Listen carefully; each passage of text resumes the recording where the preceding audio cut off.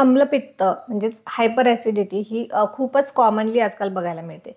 तर ह्या संबंधितीलच म्हणजेच आम्लपित्त डिकोडिंग अशा टाईपचे हे आपण व्हिडिओ बनवलेले आहेत. तर ह्यातला जो पहिला व्हिडिओ होता त्यामध्ये आपण आम्लपित्त कशामुळे होतं, त्याचे वेगवेगळे टाईप्स काय आहेत, व्यक्तिपरत्वे त्यामध्ये कोणते कोणते त्रास होऊ शकतात, हे सगळं डिटेलमध्ये सांगितलेलं आहे. हा जर व्हिडिओ तुम्ही बघितला नसेल तर चॅनलवर जाऊन नक्की बघा.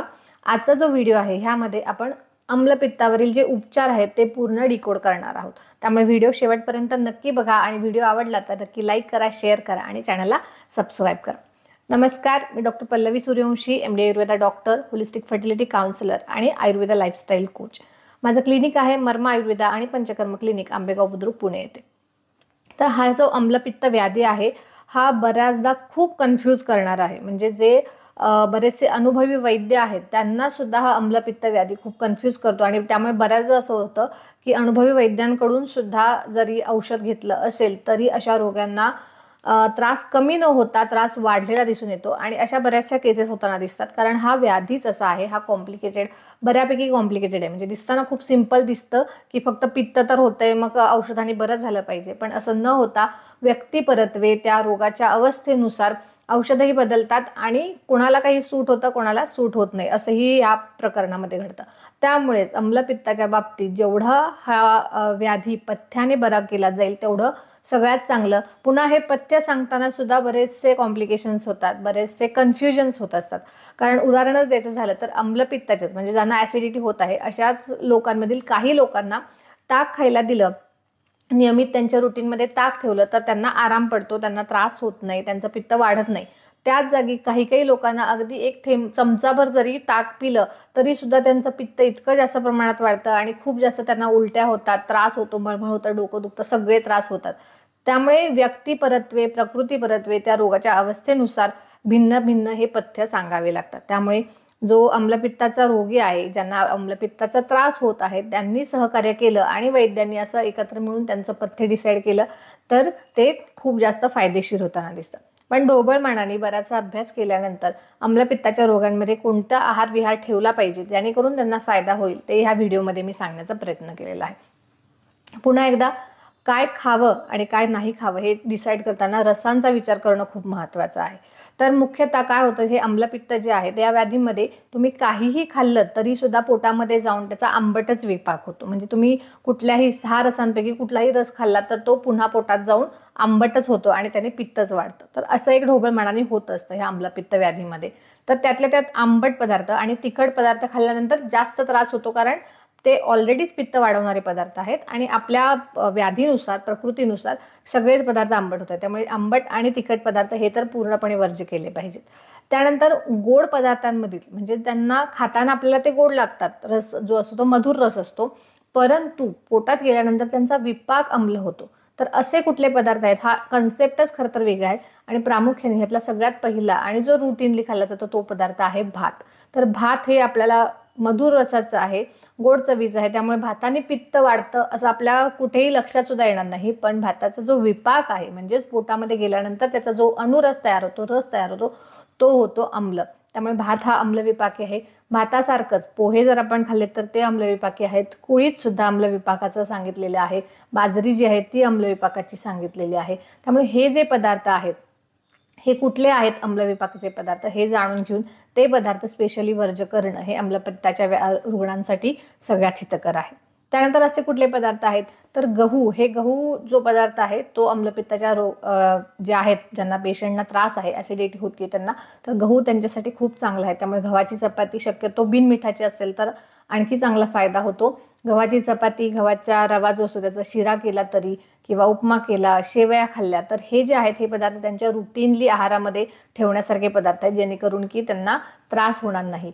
त्यानंतर आवळा असा एक पदार्थ आहे की जो सुद्धा आम्लपित्त म्हणजे जरी तो आंबट रसाचा आहे तरी सुद्धा त्याच्यामध्ये इतर बाकीचे रस असल्यामुळे तो पित्त न वाढवणार आहे. त्याचा स्वभावच असा आहे, प्रभाव असा आहे की तो आंबट असून सुद्धा पित्त वाढवत नाही. त्यामुळे आवळा सुद्धा रुटीनली ठेवला तरी सुद्धा चालणार आहे. त्यानंतर साखर आहे, मनुके आहेत.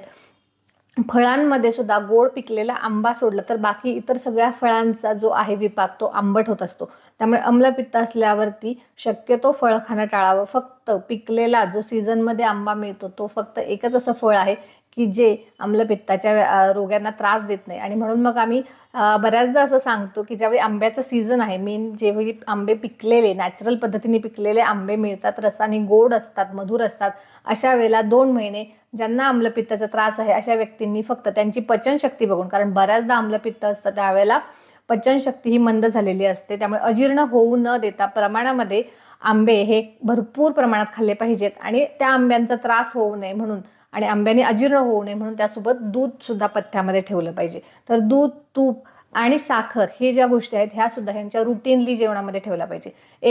जर का खूप साऱ्या पदार्थांनी त्रास होत असेल तर फक्त बिनमिठाची गव्हाची चपाती, तूप, साखर आणि दूध हा जो आहे हा रुटीनली जर का दोन्ही वेळचं जेवण म्हणून आम्लपित्त असताना ठेवलं तरी सुद्धा 2 ते 3 महिन्यात बऱ्यापैकी त्रास कमी झालेला दिसून येतो.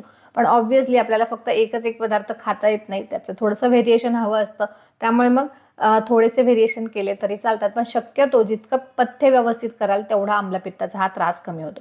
त्यानंतर पुन्हा एकदा आम्लपित्ताच्या व्याधींमध्ये अजीर्ण बऱ्याचदा होतं, कारण अग्नी बऱ्यापैकी मंद असतो. त्यामुळे जेवण शक्यतो 3 कोर्समध्ये न घेता 2च वेळेला जेवण ठेवलेलं कधीही चांगलं. आणि मात्रेत सुद्धा जेवण घेणं म्हणजे पूर्ण भरपेट खाणं हे कधीही चांगलं नाही, त्यामुळे त्रास खूप जास्त प्रमाणात वाढू शकतो. त्यामुळे ज्यांना आम्लपित्ताचा त्रास होतोय, ज्यांना हायपर ॲसिडिटी वारंवार होत असेल तर त्यांनी त्यांचा नाश्ता स्किप केला, ब्रेकफास्ट स्किप करून फक्त सकाळी 10 ते 12च्या मध्ये सकाळचं जेवण आणि संध्याकाळी 6 ते 8च्या मध्ये संध्याकाळचं जेवण असे 2च वेळचे जेवण ठेवले तर त्यांना आणखी चांगल्या प्रकारे फायदा होऊ शकतो.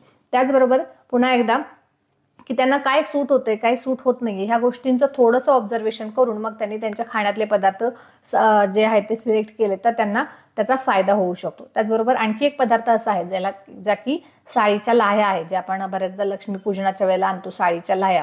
तर ह्या साळीच्या लाह्या आहेत, ह्या पित्त कमी करायला खूप छान मदत करतात. त्याचबरोबर ह्यांच्यामध्ये शोषण करण्याचा ग्राहिक असा गुणधर्म असल्यामुळे जे पित्तामुळे द्रव पदार्थ शरीरामध्ये वाढलेले असतात, लिक्विड फॉर्म जे आहे ते शरीरातलं ॲब्सॉर्ब करण्याचं काम ह्या साळीच्या लाह्या खूप चांगल्या प्रकारे करतात.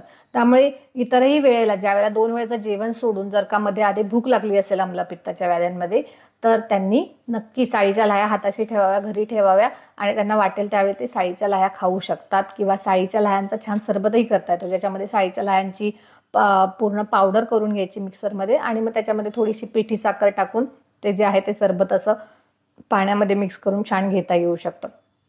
तर ही गोष्ट आवर्जून केली पाहिजे. त्यानंतर एक खूप मोठा आणि वेगळा विषय आहे खरं तर, तो म्हणजे पाणी किती प्यायचं. तर आम्लपित्त ज्या असतं तर त्यावेळेला ऑलरेडी शरीरामध्ये खूप जास्त प्रमाणात लिक्विड तयार होत असतं. हे जे पित्त तयार होतं हे लिक्विड फॉर्ममध्ये तयार होत असतं. त्यामुळे बऱ्याचदा आम्लपित्ताचे जे रुग्ण असतात तर त्यांच्यामध्ये तहान लागत नाही, ही एक गोष्ट झाली. तर जर तहान लागत नसेल तर त्यांनी पाणी नाही घेतलं तरी सुद्धा चालू शकतं असंही सांगितलेलं आहे. त्याचबरोबर पाणी सुद्धा अम्लविपाकीच आहे, म्हणजे पाणी पिल्यानंतर सुद्धा ते शरीरात जाऊन अम्लच होतं आणि म्हणूनच पाणी सुद्धा जपून कमी प्रमाणात पिलं पाहिजे. जे आपण नॉर्मली सांगतो की 3 लिटर पाणी पिलं पाहिजे, 4 लिटर पाणी पिलं पाहिजे, तर हा रूल आम्लपित्ताच्या व्याधींसाठी नाही आहे. कारण शरीरामध्ये ऑलरेडी लिक्विड तयार होत असतं, ऑलरेडी पाण्यासारखा पदार्थ शरीरामध्ये जास्त प्रमाणात तयार होतोय आणि म्हणून त्रास होतोय. त्यात आणखी वरून पाण्याची भर टाकण्याची गरज नसते. त्यामुळे जेवढी तहान आहे तेवढंच पाणी तोंड लावून आणि तेही उकळून थंड झालेलं पाणी पिलं तर अशा पेशंटना आणखी चांगल्या प्रकारे फायदा होताना दिसतो. तर हे एक जनरलाइज्ड रूल्स आहेत, ते फॉलो केले आणि मग त्याच्यासोबत जर का आयुर्वेदिक औषधं घेतली तर व्यवस्थित आणि पथ्याने राहिलं तर साधारण एक 6 ते 8 महिन्यांमध्ये कितीही जुनं आम्लपित्त असेल तर त्यातून पूर्णपणे बाहेर पडता येऊ शकतं. त्यामुळे ही जी माहिती आहे ती तुमच्या जवळपासच्या ज्या लोकांना सारखा सतत ॲसिडिटीचा त्रास होत होतो अशा लोकांपर्यंत नक्की पोहोचवा. आणि पुन्हा एकदा ॲसिडिटी ही जी वारंवार होत असते ही पूर्ण बरी करता येते, ही पूर्ण रिव्हर्स करता येते. फक्त त्यासाठी थोडं पथ्याने राहण्याची आवश्यकता आहे. व्हिडिओ आवडला असेल तर नक्की लाईक करा, शेअर करा आणि चॅनलला सबस्क्राईब करा. धन्यवाद.